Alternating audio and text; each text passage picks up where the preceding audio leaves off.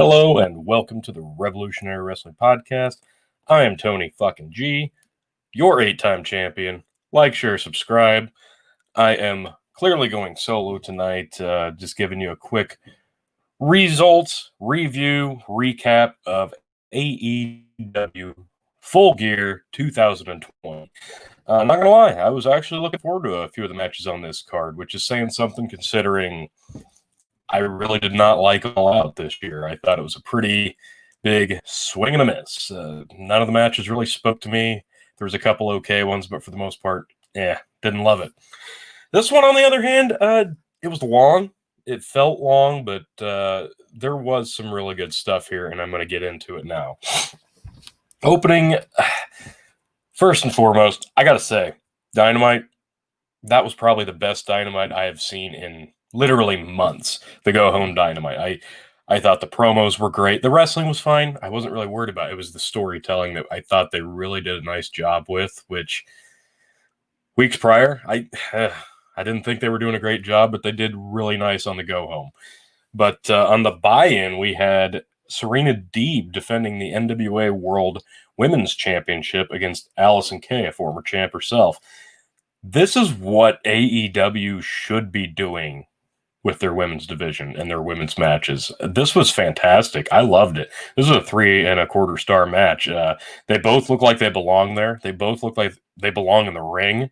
They're doing some real old school holds and moves. That hanging neck breaker on the second rope, that was beautiful. Allison Kay got a little off step there towards the end, but she rallied, and it wasn't a big deal. Deeb's got really great ring awareness, and she uses it. It was a nice submission at the end. Deeb retains. No surprises here. Thunder Rosa did come out at the end, and they had a bit of a stare down, but that was the buy-in.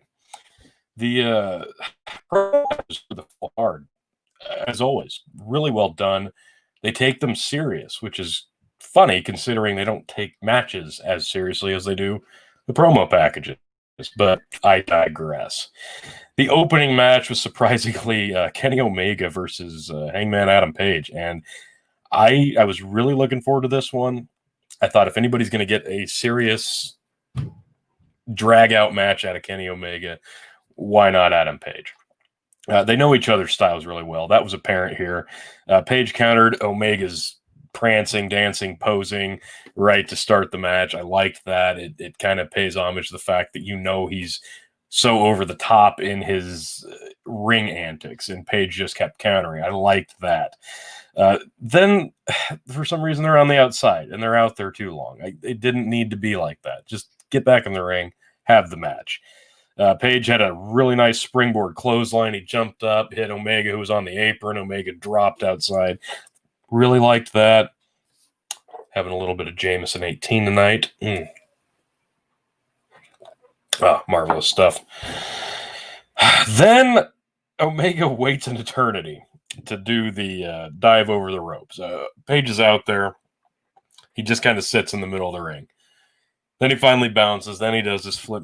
Just get to it. There's nobody in their right mind who is just going to stand there and wait for you. It makes it feel not real. But that's Kenny Omega for you. Then, after that, they got back in the ring. Page springs in, eats a V-trigger. That was a really nice little spot.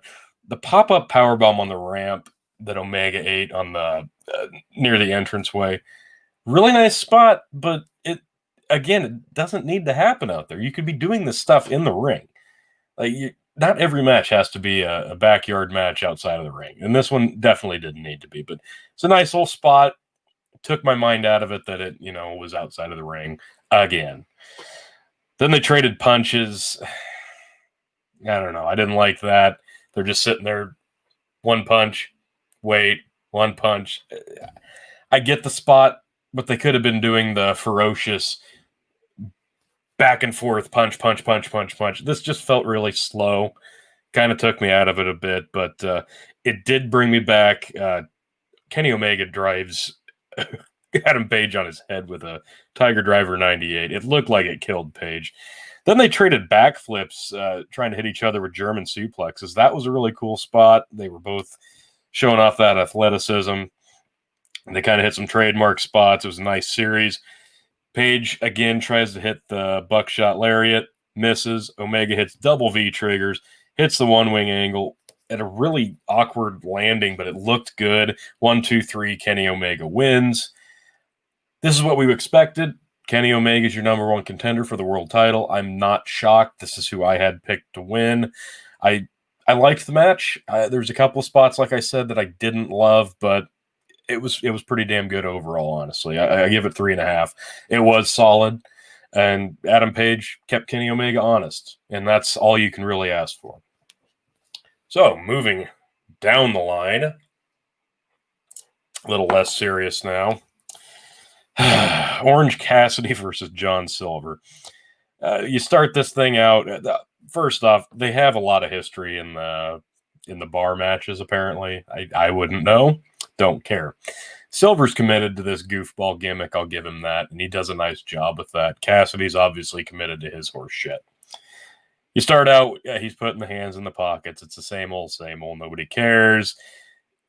Eventually, though, Cassidy lands on his back, and John Silver reaches down into the pockets, and he rips out Orange Cassidy's pockets and then stuffs them in his mouth.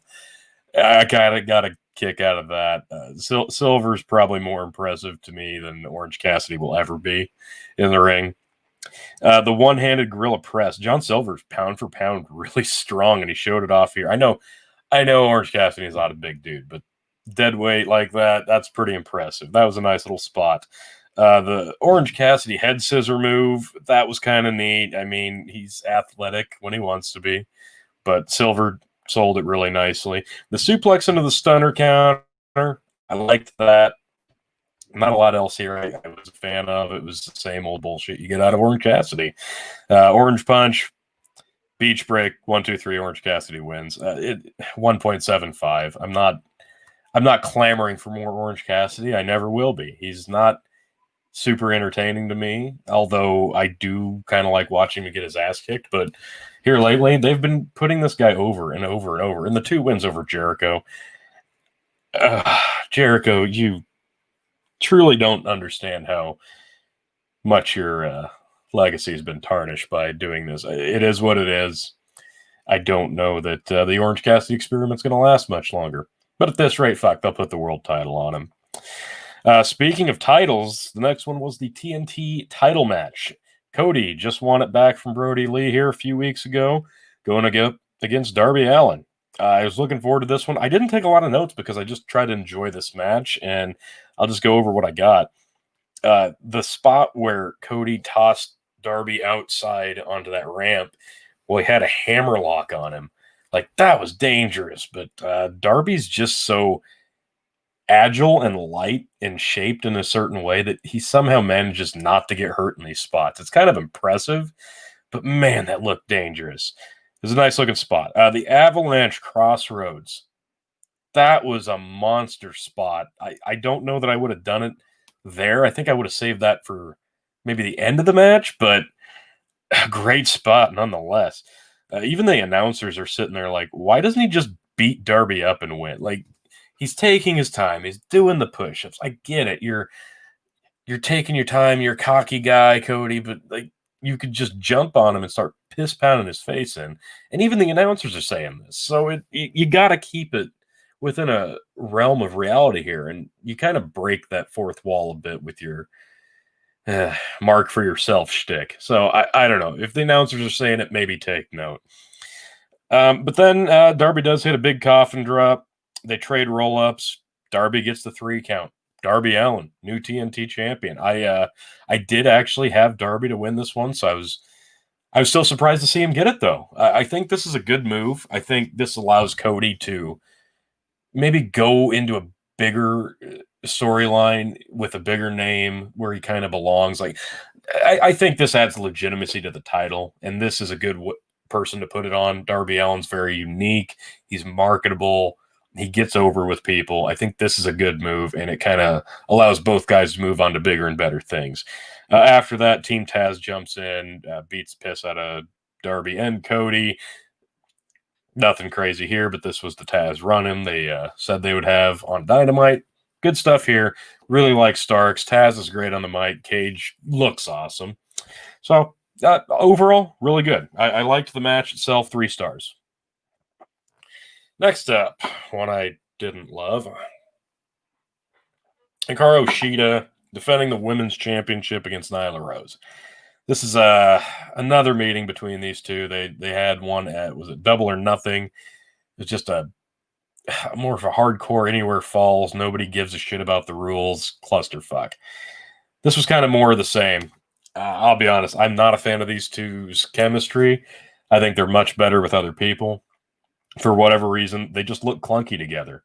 Like I wasn't getting into this match at all. And immediately they're out of the ring. And then they're out of the ring for what felt like an eternity.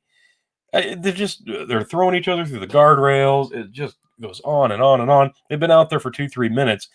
And then Nyla lifts the apron up and puts Shida's leg through one of the holes in the ring. And she starts pulling on it like it's a submission. And the ref starts counting like, you can only get 5 count on this. A count. Are you fucking kidding me? They've been out of the ring for like 3 minutes at this point. You're not counting them out. In a title match that had rules, we thought, but you're going to count the submission for a 5 count. Give me a break. Follow the rules, and I'm going to give way more shits about this match. At that point, I was done with this thing. I didn't really care. They got back in the ring finally. Shida hits a suplex. Pretty telling if I'm bringing up a suplex as a highlight. So there you go. The top knee spot was trash. I've never been a big fan of that. Nyla's too big to be doing that spot. I know it's supposed to look impressive, but it never lands right. Shida's knee's supposed to be hurt here, and she keeps throwing drop kicks like 3 in a row, over and over. The Avalanche Falcon Arrow was dangerous, and then she picks her up at the 2 count. Like, she hits Nyla with a huge Avalanche Falcon Arrow, has it won, but then picks her up and starts laughing. Like, this is just stupid. This doesn't make you look like a badass. Then they get out of the ring, and it looks like she's going to get fucked by Vicky, but she turns the tables on Vicky and Nyla and all that more sloppiness. They're just brawling. It doesn't look good. It's not fun. So then they get back in ring, and it just gets worse. Some awful knees that don't look great. Shida wins.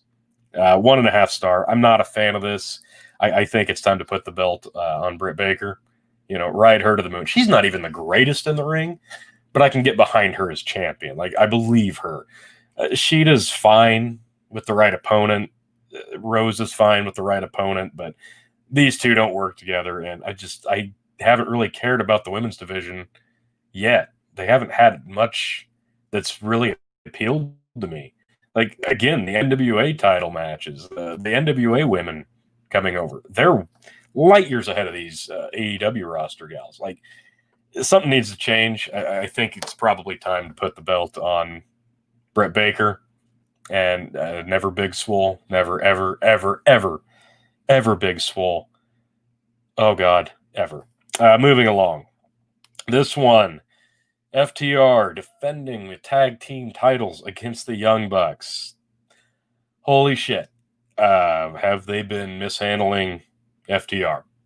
Like, they came in not as bad guys, and they kind of helped the Bucks, and we played that for a while, and it was weird, and it was awkward, and then they finally turned on the Bucks.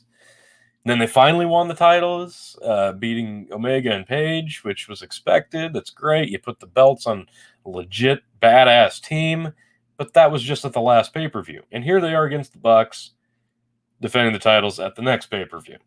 So the build for this was just awful. The Bucks have been pretending to be heels, but not really being heels. It's really awkward. The build was not built around the animosity between the two teams. It was built around the Bucks just being dicks. And then the heels, the FTR, they hardly let them speak. Not even Tully hardly got a few words in.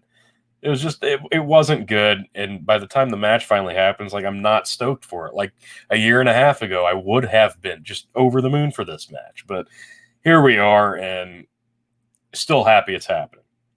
Overall, really good match. A couple things I wanted to mention were the focus on the injuries, obviously Matt Jackson's knee injury was the big angle coming into this. They attacked him for a couple weeks in a row, I think. That was fine, and it made Matt Jackson sell, which he's not great at. He's usually invincible. So this was nice to see him have to play with some hindrance. FTR has to slow them down a little bit, and they do in most spots, but the Bucks still fall into that do everything mentality. The rules don't matter. Everybody's everywhere. But FTR does make a focus to really make sure you know who the legal guy is. And that makes the difference to me in the end. Obviously, I think FTR is the way better team between the two. Nick's playing unstoppable once he finally gets tagged in. He's legal. He's playing the role of Matt tonight, apparently. He goes on a rampage. Then it gets a little convoluted, and you kind of lose track of who's who and who's supposed to be in there. But FTR still is telling their story. It's not just the Bucks doing the Bucks match. So I wasn't getting lost, at least. There were some nice homages to other teams. The Steiners, when was it Cash dove through the ropes, doing a little bit of a tope, but more of like a bulldog maneuver. It was kind of nice. Then the Bucks hit a 3D, and then they also hit a swanton after hitting Matt Hardy's move. So you had some really nice homage to some teams that have come before them. I liked that. It didn't take me out of it like usually it would, but they did it in a way that I enjoyed it. FTR's control is great. I loved it. The Bucks, when they're in control, they get a little hyperactive and you lose the story. And then towards the end, I don't know what really happened. They just kind of disappeared. Cash super kicks, was it Matt, into the face, and then for some reason he tries to do a springboard 450. I guess the story here is he's playing their game, and then he misses it, and then he ends up getting beaten. I don't love this, but the Young Bucks are your tag team champions now. I don't know. I'm not thrilled. I thought they could have at least gotten a couple of matches out of this on pay-per-view. I doubt that they're going to get the immediate rematch, even though Revolution's not until late February. I doubt that'll be the matchup. I'm assuming there will be another team. I don't know. I'm confused. I think it's a little disappointing to see FTR have to lose the belts that quickly like this. You could have gotten a lot more out of it. Anyway, 3.5 stars. I liked it. I think the rematch will be better whenever that does end up happening. I'm guessing we're probably going to be about 6 months or more before we see that happening. We're probably looking at long-term booking here. I think the FTR Tully stable is going to start growing. I'm assuming Adam Page is going to end up joining the team. Maybe you'll start seeing Spears come out with them. I think the faction is going to start coming together at this point. Now let's get crazy. Oh boy. Elite Deletion. Wow. I took notes. I can't believe I took notes. This is a cinematic match, so I won't be giving it a star rating. It'll be getting a grade. Sammy pulls up in a golf cart for whatever reason. We have to just keep doing the golf cart spot till it's completely burnt out. The drone flies in and like laser projects the image of Matt Hardy next to the golf cart, who says a bunch of crazy shit. And then the drone disables the golf cart somehow. Then all of a sudden, on the other side, there's a monster truck. Matt Hardy's in that, drives over top the golf cart, doesn't kill Sammy. Sammy comes out, they brawl. Sammy climbs up on the tire of the monster truck, does a moonsault.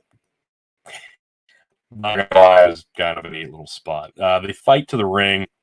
They do a little bit of work in there, and then Matt powerbombs Sammy through a table. And immediately, Santana and Ortiz show up, so now we're 3-on-1, and Matt gets under the ring with a walkie-talkie and calls Private Party in to make the save. So they show up. Clusterfuck brawl, not really much happening here for whatever reason now. Matt Hardy has fireworks. So Matt Hardy and Sammy Guevarra start dueling with Roman candles, firing them at each other. Ortiz and Santana are still fighting Private Party. More fireworks. Sammy's in the mud. They brawl over to the Lake of Reincarnation, or the pond, I guess. Whatever. The magical water, I guess. Hardy's about to toss Sammy in when all of a sudden a masked man appears on the other side, holding hurricane helms in his grasp. The masked man unveils himself to be none other than Gangrel of WWF Attitude Era fame. Does this make sense yet? No, shouldn't. I don't know. This is getting crazy. This is apparently a throwback to 2 years ago on the WWE Network. There was a weird sketch at the Matt Hardy compound where Shane Helms went to the lake, and apparently we're supposed to believe now he's been trapped there for 2 years. So, yeah, takes a long time to get to London in a rowboat, huh? So, Private Party beats up Gangrel. They free the Hurricane. They do their little jokes. They go back to the ring, and now Gangrel's part of the match. Apparently, as are Santana, Ortiz, and Private Party, and Hurricane. So Sammy and Matt brawl towards a garage. Eventually, he traps them both in there, and there's another ring. Finally, they get into that ring where a ladder and a table are already set up. He gets Matt Hardy on the table. He climbs up. He does the Jeff Hardy Swanton through the table. Kind of a nice little spot. But then they fight a little bit more, and Sammy's already taken like 2 of the ring ropes off, the bottom and the middle. He gets up on the apron, and then Matt Hardy dives into him and spears him off of the ring to the outside through 2 tables. They do a little fudging with the camera work, and Sammy's bleeding from the back of the head. Then maybe the mouth too. Then he gets the chair, and the spot where Sammy fucked up a month or so ago and like really busted Matt open. They do that here, but apparently, safely this time. So he's not actually getting hurt, but it looked really stiff. He falls on the ground. Sammy's just laying there lifeless. Matt hits a concerto to the concrete on Sammy's head. That's it. That's the end. Eventually, he and Private Party dump Sammy into a trash can. They load him up into the back of his gardener's truck, and the gardener drives off. He and Private Party and Hurricane and Rebby all celebrate with fireworks, and it's a convoluted mess. And I wish I didn't like it as much as I did. This was way better than the Stadium Stampede. There was a lot of stupid shit here. A lot of stupid shit. It made no sense. I'm kind of torn on the grade. I give it anywhere from like a C+ to a B- because it did make me giggle, and there were a few spots that I'm like, damn, that looked pretty good. So, not the worst cinematic match I've seen all year by any means. That's still the Money in the Bank ladder match and the Stadium Stampede bullshit. Moving along. Holy crap. MJF versus Chris Jericho. The build for this has been really awkward. I don't get the end game. What is the end game for this? MJF to join the Inner Circle, he must beat Chris Jericho. We're already doing song and dance numbers. It's so stupid. MJF is being wasted. Jericho has been just a black hole of creativity. Like, he comes up with these shit ideas. They roll with them. And now MJF's getting roped into it. I hope there's a double turn coming. I hope MJF does something to redeem himself, but why you got to ruin MJF like this for me? Honestly, this match was all right. It was very slow pace. Nothing to write home about, honestly. MJF was kind of bottle feeding Jericho throughout this whole thing.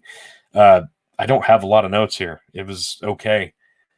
Both Jericho kind of looked like he was carrying it, but it was really just MJF letting him get a lot of spots in. The ending was solid, though. Loved the ending. MJF calls in Wardlow, who brings down the ring, gives it to MJF. He misses the shot. Jericho gets the bat from Hager, who's on the outside. MJF's like, oh shit. Well, screw it. He falls flat, makes a noise. Aubrey turns around, sees him laying with Jericho with the bat. She's about to disqualify Jericho, the Eddie Guerrero spot. Good stuff here. MJF sneak roll up, pulls the tights, 1, 2, 3. MJF does get the win. And if you can believe it or not, I gave this 3 stars because Chris Jericho is a 3-star match. That is his ceiling now. I think this probably would have been a 2-star match had it not been for MJF carrying this thing, to be completely honest. The Frankensteiner. Jericho hit a beautiful top row Frankensteiner. That was awesome. That's really the only big spot that stood out to me on this whole thing. And then, at the end, they all kind of raise each other's hands. There's some bad blood there between Wardlow and Hager, but they're all in the inner circle now. So let's see where this goes. I'm hoping for good comedy, not shit comedy that we've been getting out of this. Please don't waste MJF. Please don't ruin him for me. Okay, main event time. The build for Jon Moxley defending against Eddie Kingston. Holy shit. Great build. Like, this is storytelling that this is how you do it. Like, Kingston is just a master on the mic. He is fucking brilliant. I can't believe how good he is cutting promos. It feels real. It's raw. It's edgy. He's intense. Oh, he's got it. Like, he's got it. And Moxley's not bad cutting promos either, but he's even better with Kingston. Like, this felt so genuine. You felt the tension. Like, it was thick. The Go Home Dynamite, again, this was a great segment between these two guys. And the build was awesome. The match, it was all right. It was an I Quit match, so there's no rules, of course, because Moxley doesn't like playing by the rules. He can't have just a tactical match without getting the fucking hardware out. So here we are. The barbed wire bat was kind of a all right spot. They used it right. It wasn't just there to be there. They made it look good. And the spot where they were taking barbed wire off the bat, punching each other with it, that was good. Of course, we got to get the thumbtacks out. Moxley kind of falls into that. Both guys are bleeding. It was good. It was good garbage wrestling, which might be an oxymoron. But this was not like the death match between Omega and Moxley last year at Full Gear, because that was just shit. That was like a stage performance death match. I hated that. I thought that was stupid. That was like what backyard wrestling on a budget would be. Like, we made this big thing, now we're going to fall into it. We made this thing, now we're going to hit each other with it. This one felt more like a standard indie extreme death match, but it wasn't really a death match. But they were just using stuff. The spot after where Moxley's a pincushion, Kingston goes and gets the rubbing alcohol. I'm like, oh shit, he's gonna light the bat on fire with that. No, he takes it and he dumps it on Moxley after he's been cut open. He's bleeding. Okay, that's actually a smart little spot. I kind of like that.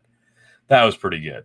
But they just do a bunch of garbage stuff, and then eventually Moxley wraps the barbed wire around his forearm and locks in that bulldog choke after he did hit a really nice paradigm shift. Kingston took that great, but he hits that bulldog choke with the barbed wire. I'm like, okay, I kind of like that. Finally gets him to quit. Moxley retains. I give it 3 stars. It wasn't amazing by any means, but it wasn't bad. It wasn't bad. It went a little long, and the pacing was, shop class pacing, because we got to put this together, we got to do this, and there's nothing happening in between. There's a lot of standing around. So I'll give it 3. I thought the ending was good, and no surprise here, Moxley got the win. Nobody expected the belt to go in Kingston, but we had the TNT title change hands, and we had the tag team titles change hands. So 2 out of 4 belts changed hands. That's pretty good for a big wrestling pay-per-view anymore, because AEW does enough of these a year, but not too many to where you get burnt out on them. So I kind of like that. You can't really predict it one way or the other, which I like. In this case, yeah, you knew Moxley was going to retain over Kingston because we wanted to set up Omega and Moxley too. We assume that'll happen at Revolution in February 27th.